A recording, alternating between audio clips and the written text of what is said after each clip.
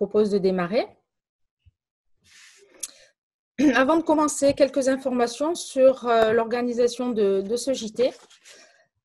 Vous vous êtes connecté aujourd'hui sur l'invitation de votre cabinet comptable. Vous avez peut-être remarqué plusieurs logos sur le côté droit derrière moi. Ces JT Live sont organisés par votre cabinet dans le cadre du groupement Différence, qui est un groupement national dont votre cabinet fait partie. Ce groupement a pour vocation de mutualiser les outils, les réflexions, et ces JT en sont l'illustration. Ce JT sera diffusé en replay sur le site de votre cabinet dans l'espace flux d'actualité dédié au Covid-19. Il est en principe réservé à nos clients, mais en cette période confinée, toutes les actions de solidarité sont les bienvenues. N'hésitez donc pas à partager et à le faire savoir autour de vous. C'est avec grand plaisir que nous le mettons à disposition. Dernier point pratique, je vous invite à poser vos questions dans l'espace de discussion situé en bas de l'écran, questions-réponses. Nous n'y répondrons pas en live, mais nous nous engageons à y répondre par le fil d'actualité, toujours présent sur le site web de votre cabinet. Enfin, je vous souhaite une bonne réunion et à tout de suite.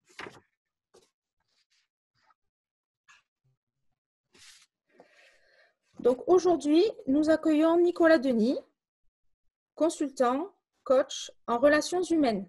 Nicolas est partenaire d'un des cabinets du groupement Différence. Bonjour Nicolas. Bonjour Laurence.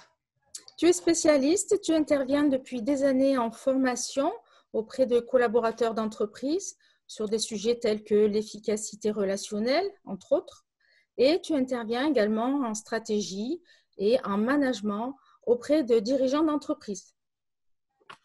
Nous allons passer 30 minutes ensemble et échanger sur les 5 points clés du management en situation de télétravail et surtout en situation de confinement. Oui, Laurence, merci pour l'invitation. Et effectivement, le sujet qui va nous tenir pendant les 30 prochaines minutes, effectivement, peut-être important de le cadrer. Alors, effectivement, on va parler management parce que quel est le but d'un management? Pour moi, c'est effectivement trois contraintes, contraintes humaines, contraintes techniques, contraintes financières. Et l'idée, effectivement, est d'optimiser ces contraintes. Dans le cadre d'une entreprise, c'est pour générer des bénéfices et que l'entreprise se développe, etc. Et c'est important parce que, en fait, pour moi, le management, c'est d'optimiser en fonction de l'état actuel des choses, l'état des humains, l'état de la technique. Et effectivement, en ce moment, la situation fait qu'on a un peu tout remis, tout chamboulé. Et donc, on va parler effectivement de management dans le cadre du confinement. Deuxième précision, c'est qu'effectivement, on va parler télétravail. Mais on va restreindre un petit peu dans cet argumentaire l'histoire du télétravail. Pourquoi? Parce que le télétravail peut avoir d'autres fonctions. Il peut être organisé en amont, ce qui n'a pas été le cas là parce qu'on a dû s'organiser très rapidement. Télétravail, ça peut être aussi, on pourrait rentrer d'autres indicateurs comme les décalages horaires. On pourrait télétravailler avec des gens qui ne seraient pas dans le même pays. On ne traitera pas de ce genre de choses. On va vraiment traiter du télétravail en période de confinement. C'est un télétravail qui n'a pas pu être anticipé. Et effectivement, ça rajoute de la contrainte sur le télétravail. Très bien. C'est vrai que depuis bientôt 3 semaines, nous devons rester chez nous. Notre organisation, nos rythmes et nos habitudes sont totalement chamboulés. Comment s'organiser? Alors, comment s'organiser? Alors, vous l'avez tous entendu, on vous parle de structuration du temps, Effectivement, il y a quelque chose de très important. J'entendais l'autre fois Boris Cyrulnik, qui est un grand psychiatre de notre contemporain, qui disait qu'effectivement, la situation aujourd'hui de confinement, elle ressemble un petit peu à des expériences qu'on a pu faire en sociologie, à mettre des personnes donc dans un espace confiné, on les empêche de décider et on les empêche de se mouvoir. Et en fait, qu'est-ce qui se passe dans cette situation-là? Eh bien, on se retrouve avec l'humain ne vit passe bien ça du tout, et on peut effectivement générer des comportements déviants qui peuvent être effectivement, des comportements qui peuvent être apparentés par exemple à l'hystérie, c'est-à-dire en fait, le fait qu'il n'y ait plus de rapport au temps, c'est vraiment un rapport au vide pour l'humain. Et structurer le temps, ça sera important pour se remettre en lien avec cette histoire de vide que l'humain ne gère pas très bien. Et effectivement, après, parce que ça peut générer effectivement beaucoup de côtés déviants chez les humains. Alors, voilà, effectivement, des addictions, voilà, il y a plein de choses sur lesquelles il faut veiller en ce moment. Et quels conseils tu peux nous proposer? Alors, effectivement, là-dedans, vous l'entendez hein, fréquemment, on vous dit il faut structurer, il faut structurer. Effectivement, moi, je vous invite vraiment à organiser votre temps. Aujourd'hui, vous vous retrouvez confiné dans un endroit en télétravail qui est normalement votre foyer. Votre foyer, il n'est pas dédié au travail. Et en fait, les rythmes qu'on peut avoir, les week-ends, qu'on peut avoir les vacances, ne sont pas les mêmes rythmes et les rythmes que l'on doit en plus avoir pour pouvoir être productif à l'intérieur d'une entreprise. Donc moi, ce que je vous invite, c'est de créer des routines. Créer des routines, faire un planning, installer des rendez-vous fixes qui jalonneront votre semaine. Et si vous êtes manager, je vous invite à rythmer les semaines de vos collaborateurs. C'est-à-dire c'est ce rythme qui va nous remettre de la structure et qui va nous rassurer quant à notre rapport au temps. D'accord. Et quels conseils tu peux donner par rapport aussi aux personnes qui doivent télétravailler et qui doivent aussi s'occuper des enfants? Ah oui, ça. Alors, moi, j'ai envie de répondre à deux niveaux à cette question. D'abord, quand on est manager, il faut bien avoir conscience que certains de vos collaborateurs ne sont pas dans des situations idéales pour travailler. Donc ça, c'est déjà quelque chose qu'il faut vraiment avoir à l'esprit. Il est possible que vous ayez des collaborateurs qui ont peu de contraintes et qui peuvent être même plus productifs qu'au bureau, et puis d'autres qui doivent vivre des contraintes dans leur quotidien qui font qu'ils sont beaucoup moins productifs. Attention, hein, ça peut générer un gros stress. Ensuite, pour les enfants, alors c'est un peu difficile comme ça de donner des conseils parce que là, on est à l'oral, mais on ne vit pas le quotidien. Mais en même temps, ce qu'on peut observer, c'est que la vie de nos enfants est extrêmement structurée habituellement dans leur temps. Quand ils vont à l'école, c'est une heure fixe. On fait les mêmes choses au même moment. La maîtresse, elle est extrêmement structurée dans son temps aussi. Et l'enfant, en fait, va bien vivre cette structuration du temps. Et cette structuration du temps va aussi certainement pouvoir le rassurer. Effectivement, ça crée de la contrainte et il faut s'imposer des routines, il faut s'imposer une discipline, j'ai envie de dire, organisationnelle. Et peut-être, ça permettra aussi peut-être de redonner du sens au temps faible et au temps de loisir. Merci Nicolas pour ces explications. Ce que je peux en retenir, c'est que finalement, plus il y a de contraintes autour de nous, plus il va falloir se structurer. Concrètement, je m'y prends comment avec mes collaborateurs? Ah, très question intéressante. Alors, on va passer au deuxième point. Effectivement, alors pour les collaborateurs, il ne faut pas oublier que l'humain est un animal social. L'humain a besoin de se sentir appartenir à un groupe. Et effectivement, par rapport à ce que tu me proposes comme question, comment je me structure, moi, je vous invite vraiment à réunir collectivement vos équipes. Alors, comme je l'ai dit avant, hein, le mieux, c'est en plus de réunir collectivement, mais en plus à des dates et des heures fixes. Dans cette réunion, effectivement, je vous invite donc à réunir vos équipes. Alors, ce qui est important, c'est totalité ou sous-groupe. Ça, c'est important de voir à quel degré je réunis mes équipes. Ensuite, moi, je privilégierais plutôt la visioconférence avec interaction. Ce que, par exemple, nous ne sommes pas en train de faire là. Ensuite, l'objet des rendez-vous, que je vous invite à avoir deux grands sujets dans les rendez-vous. Vous pouvez avoir vos équipes, échanger avec eux et créer du lien, et diffuser de l'information. Ensuite, laissez une place à l'expression de chacun. Et surtout, réservez-vous, vous, en tant que manager, un temps de parole pour donner de l'information. D'accord. Et alors, tu parles d'utiliser la visioconférence, donc Oui. utiliser la vidéo plutôt que uniquement la réunion téléphonique. On a plutôt tendance à organiser des conférences téléphoniques à plusieurs. Et en quoi la visio est-elle un plus? Mais, tu vois là, Laurence, je te vois. Et en te voyant, je vois l'expression de ton visage. Et ton visage, il donne beaucoup d'indicateurs qu'on ne pourra pas avoir par l'objet du téléphone. Et notre visage est quand même extrêmement expressif. Et lorsqu'on réunit collectivement, c'est important. Je vous l'ai dit, hein, l'humain est un animal social. C'est important qu'il y ait un contact visuel. C'est important de se nourrir de ce que l'autre ressent. On fait passer beaucoup de choses par le visage. D'accord. Donc, privilégions ces visioconférences avec des outils tels que Zoom, qui est très en vogue en ce moment et qui fonctionne très bien, par exemple. Par exemple. Une dernière chose, si tu me permets, Laurence, Oui. comme j'ai marqué là sur l'écran, attention, il y a un écueil. Alors, certains, je dis des banalités, hein, pour certains, ça va être très simple et c'est déjà fait.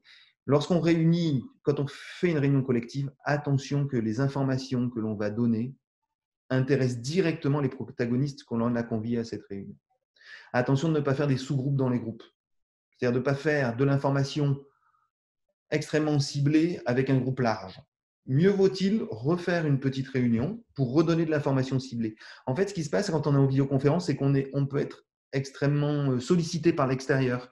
On peut nous mettre un peu dans un coin et puis on va aller checker nos mails, on va y regarder les infos, on va avoir un mail qui tombe, on va répondre en même temps. Et effectivement, si l'information n'est pas ciblée, si elle n'est pas directe pour le collaborateur, il pourrait s'éparpiller ou perdre la concentration. Très bien. On a parlé donc de l'approche collective avec les équipes. Et qu'en est-il de l'approche individuelle? Parce que comme tu disais, il faut être vigilant. C'est vrai qu'on ne croise pas dans le couloir un collaborateur, donc on ne voit pas son attitude. Enfin, tous ces signaux non verbaux, on ne peut plus les détecter euh, comme en temps normal. Donc, au niveau individuel, qu'est-ce que tu conseilles? Alors, au niveau individuel, c'est quelque chose d'extrêmement important. Effectivement, moi, je vous invite vraiment à faire donc des points collectifs et des points individuels. Alors, comme je l'écris là, les écueils du télétravail sont l'isolement et l'épuisement au travail. Effectivement, on est dans des situations. Il y a un mot qui me revient parce que bon, j'ai pas mal de personnes au téléphone en ce moment qui me sollicitent, etc., pour me dire Nicolas, c'est compliqué. Tout ça. Il y a un mot qui revient souvent, c'est la culpabilité. Je me retrouve dans un endroit et je dois gérer en même temps mon travail, en même temps ma vie perso, en même temps si j'ai un conjoint, si j'ai des enfants, etc. Et je suis en permanence en train de me dire, mais est-ce que je suis au bon endroit? C'est déjà vrai dans la vraie vie quand on va au boulot, mais là, dans l'espace, dans le foyer, avec tout le monde en même temps, il faut faire attention. Et moi, je pense que faire un point individuel minimum hebdomadaire avec chacun des collaborateurs que l'on a en charge, c'est quelque chose de très important. Parce que effectivement, ça nous permet effectivement de vérifier l'état psychologique de la personne. Vous avez des collaborateurs qui vont s'exprimer facilement, mais d'autres ne sont pas très à l'aise avec l'expression de leurs sentiments, de leurs émotions. Et en fait, c'est plutôt à vous, manager, d'aller vers eux, d'aller leur demander si ça se passe bien, sur le plan technique, s'ils pensent avoir les moyens de réussir les objectifs qu'on s'est donnés. Est-ce qu'ils rencontrent des difficultés? De quoi il aurait besoin? Et ensuite, je pense que c'est important dans cet espace-là de faire un point individuel, de ce point individuel, de définir des objectifs clairs, atteignables. Et comme je te le disais, Laurence, on n'aura pas l'opportunité de vérifier si la personne travaille pas, y arrive, rencontre des difficultés, etc. Et moi, je vous invite vraiment d'être dans le dialogue et de créer ça ensemble. Que ce soit un peu moins descendant en fonction de vos habitudes managériales que vous pouvez avoir, mais plutôt dans la co-construction des objectifs. Oui, donc en fait, c'est vrai que je te rejoins, puisqu'en tant que dirigeant, moi aussi, c'est vrai que lorsqu'un collaborateur rencontre une difficulté, on a tendance à vouloir trouver rapidement des solutions pour aider à résoudre ses problèmes. Et finalement, ce que tu nous dis, c'est que dans ces situations de télétravail à distance et dans cette période de confinement qui est quand même un petit peu anxiogène, finalement, il est peut-être mieux favoriser l'écoute de la personne et lui dire comment tu vas, en quoi puis-je t'aider, et puis la laisser parler finalement beaucoup plus qu'à l'habitude. C'est bien ça? C'est exactement ça. C'est-à-dire qu'en fait, en tant que manager, on est plutôt formaté à trouver des solutions. Et en fait, dans cette situation nouvelle, etc., on a plutôt envie d'aller vite, de gagner du temps, de répondre, donc de trouver des solutions. Et en même temps, c'est pas forcément, je ne dis pas que ce n'est pas quelque chose à faire, on est aussi là pour trouver des solutions, bien sûr, en tant que manager. Mais je crois qu'il y a une dimension du manager qui est encore plus importante que d'habitude est celle du manager à l'écoute.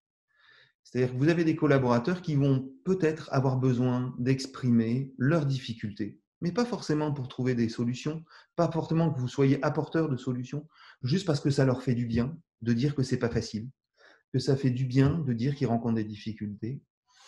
Et moi, ce que je vous invite à faire, c'est de renforcer encore plus le management par le questionnement. C'est-à-dire, exactement comme tu me l'as proposé, Laurent, c'est de dire comment puis-je t'aider? Comment comptes-tu t'y prendre dans cette situation? Et si vous voyez que la personne, elle trouve ses solutions, ça ne sert peut-être à rien que les solutions viennent de vous. Ça renforce l'autonomie des gens de toute façon de leur envoyer la question. Après, ça n'empêchera pas qu'il y a certains collaborateurs qui vont venir vers vous pour vous trouver des solutions. Et il faut continuer aussi à avoir ce rôle-là. Oui, bien sûr. D'accord.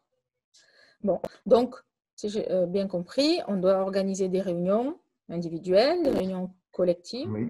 Et est-ce que Oui. tu pourrais nous donner des outils pour structurer ces réunions?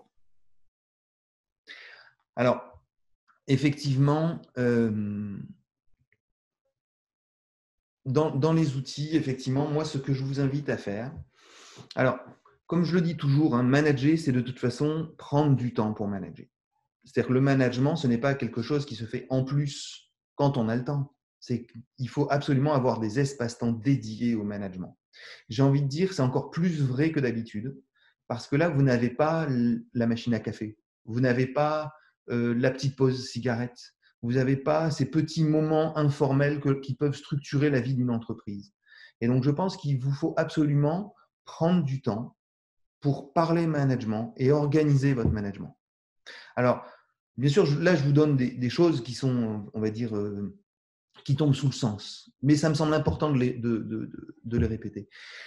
Comme en temps normal, je vous invite donc, avant chaque réunion, qu'elle soit individuelle ou collective, de diffuser un ordre du jour timé. Timé, vous voyez, je l'ai mis en gras. Pourquoi? Parce que c'est important, quand on fait une réunion, de savoir à quelle heure ça commence et à quelle heure ça finit. Et dans cet ordre du jour, d'avoir une structuration. Donc, comme je l'ai dit en préambule, la structuration, c'est extrêmement important. C'est pour ça que je vous invite vraiment à mettre des routines dans votre ordre du jour, c'est-à-dire commencer toujours par le même point. Un point par lequel je commencerai, en tout cas si c'était moi, c'est la météo du jour. Comment chaque personne, si c'est individuel ou collectif, donner la parole à chacun. Alors, il y a plein de plateformes aujourd'hui qui peuvent vous aider à faire ça. Vous avez des plateformes comme Klaxon, vous avez des plateformes comme Slack ou même faire comme on le fait là avec Zoom. Et vous pouvez même trouver des petits jeux, des petits post-it, un mot, une situation, enfin voilà. Mais faire la météo du jour, comment chaque personne va.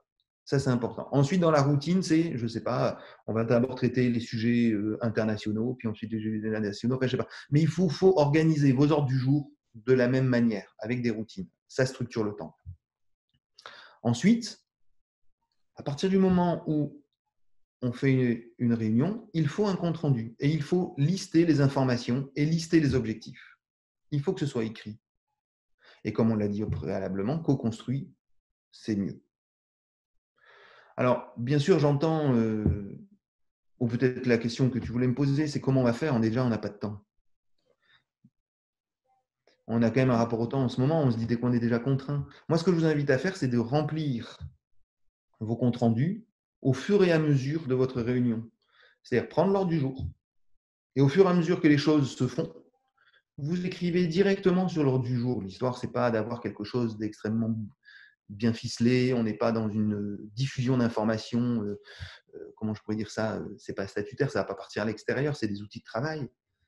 Et donc, au fur et à mesure de la réunion, on écrit au milieu de l'ordre du jour et à la fin, on envoie le compte-rendu aux participants. Moi, ça me semble quand même très important. Ça structurera leur semaine, ça leur donnera des objectifs, c'est écrit. Et tout ça me semble très important pour caler, pour donner l'orientation à vos collaborateurs du travail. Par contre, Nico, j'entends bien, oui, tout à fait, parce que c'est plus facile de retrouver trace de tout ce qui a été dit, bien sûr. Mais manager à distance, c'est pas facile parce qu'en fin de compte, on ne peut pas contrôler. Exactement. En fait, c'est moi j'ai envie de dire, c'est réellement du management. C'est-à-dire que le manager, c'est quelqu'un qui est capable d'obtenir de quelqu'un de bon gré, sans la pression. Ça, c'est vers ça que moi, en tout cas, je tends en tant que manager. Alors, effectivement, c'est pas simple, on n'a pas le contrôle. Et c'est pour ça que je vous invite vraiment à co-construire les indicateurs, à co-construire les missions. Et en le faisant ensemble, en co-construisant, en gérant les priorités aussi ensemble, parce que des fois, c'est pas simple de gérer les priorités, ça permettra d'impliquer plus facilement votre collaborateur. Ne jamais oublier qu'il y a son environnement à en prendre en compte aussi. On ne va pas pouvoir demander la même chose à une personne qui a 3 enfants à la maison, qui a aussi son conjoint qui est en télétravail, que quelqu'un qui est tout seul ou Tout à qui fait. peut disposer de 7 ou 8 heures par jour de travail à destination de l'entreprise. Et quand tu parles donc de gestion des priorités, Oui. je crois que tu as peut-être un outil à nous Oui. montrer qui est intéressant parce que en ce moment, ce sont des priorités sur des priorités, puis ça change le lendemain, puis ça change à nouveau. Donc, qu'est-ce que tu peux nous donner comme outil? Alors, un outil que beaucoup d'entre nous connaissent. Hein. À un moment, on peut se sentir submergé par la totalité des choses à faire, avec un espace-temps extrêmement contraint et restreint. Alors, c'est un outil très simple que je vous propose là. Classer les choses, 4 cases. On classe ce qui est urgent, ce qui est non urgent. Et on classe ce qui est important et non important. Et en fonction de la case dans laquelle c'est, on va commencer à pouvoir traiter nos priorités. En fait, le fait de classer, déjà pour le cerveau, c'est extrêmement important. Ça peut amener un peu de sérénité dans un moment où il y a vraiment plein de choses dans tous les sens et on ne sait plus par où attraper le sujet. Là, au moins, on peut classer premier, deuxième, troisième, quatrième. Donc ça, c'est un petit outil qui peut fonctionner, très simple, qu'on peut même travailler avec son collaborateur. Hein. On peut le travailler en visioconférence, on liste tous les sujets à traiter et puis collectivement, à 2, à 4, on les range. Et après, ça gère les priorités. Alors, juste une chose très importante, en ce moment, on a l'impression que tout est prioritaire, que tout est urgent, Eh oui, en fonction de votre secteur d'activité.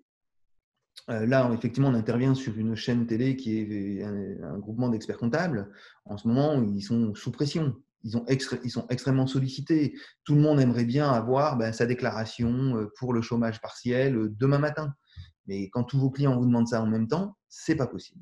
Alors, c'est pour ça qu'il faut prendre un peu de recul sur les événements et regarder vraiment ce qui est important, ce qui est urgent. Alors, moi, ce que je vous ai mis un peu, si j'ai tout dans le 1, c'est-à-dire si tout est important et urgent, 2 questions. Je me poserai 2 questions. La première question, est-ce que je suis lucide et objectif sur la situation? Est-ce que j'ai pris assez de recul? Si je réponds par oui, il faut absolument que j'aille chercher de l'aide. Parce que si je ne me mets pas en situation d'aller chercher de l'aide, d'en parler avec un collègue, d'en parler avec mon supérieur, de réorganiser les choses, c'est là où je me mets en situation, où je m'expose à ce qu'on appelle aujourd'hui le burn-out. Donc, attention à ça. Vous savez, il y a quelque chose d'important. Le burn-out, qui est le surstress, hein. Le burn-out, les gens qui sont exposés au burn-out, c'est principalement des gens qui se mettent une grosse pression eux-mêmes.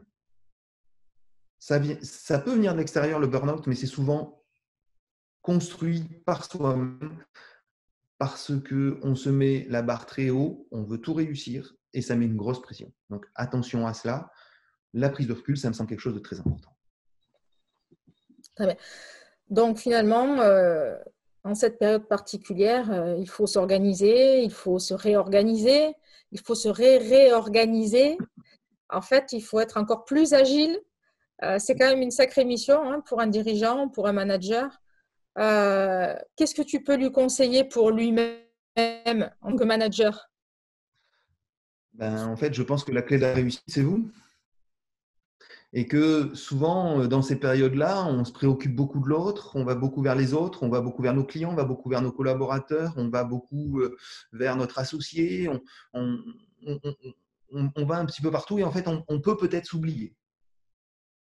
Et moi, ce que je vous invite à faire, et ce n'est pas un hasard si c'est le dernier point, c'est que ça me semble le point le plus important, c'est que vous êtes la ressource centrale de votre entreprise en tant que manager et vous avez besoin aussi de temps, vous avez besoin de respiration, vous avez besoin de moments personnels Je vous invite vraiment à prendre de la hauteur sur ce qui est urgent et ce qui l'est moins.